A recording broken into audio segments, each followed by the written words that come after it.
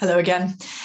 We're going to be looking at Leviticus 21 and 22 today. And if you're keeping up and if you're managing to get on through Leviticus, well done. Keep going, press on, because you don't want to fall now. I know it's quite hard. I know it's a bit baffling. I hope that these little videos are helping and encouraging you just a little bit. I want us to pull out just one thing from the readings that you've either just been doing or just about to do from these two chapters. And it's these words from Leviticus 21. Let me read them to you from 16.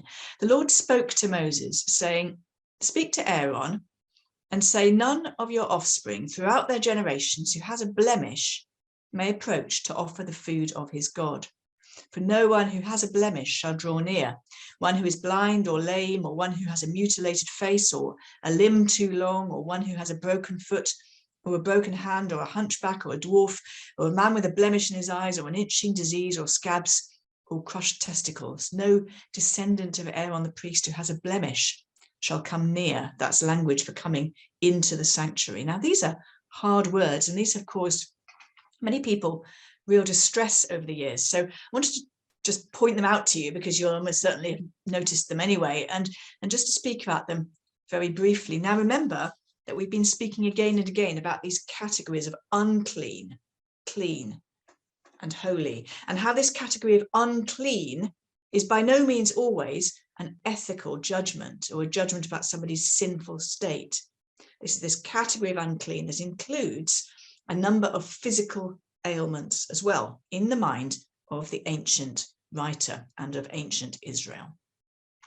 So what's going on here is that Moses is telling Aaron, God is telling Aaron through Moses, that certain people in this category cannot be brought into the sanctuary to serve. That was the deal in those days. And I suppose what we learn from that is that it is God's prerogative to choose whom he will use and whom he will not use. We see that actually. You've seen that long ago. You saw that in probably on your second or third day of your read through in Genesis 4, where Cain and Abel both brought an offering. We're not told that Cain's offering was inferior. We're just told that God looked with favor on Abel's. That is God's prerogative. C.S. Lewis famously said he's not a tame lion. God gets to choose and we don't. But I want to show you how that tricky little passage from Leviticus is kind of overturned in the life of Jesus. We need to think about who gathers around Jesus in the Gospels. So in Matthew 11, for example, we read these words, if I can just scroll down to them, bear with me.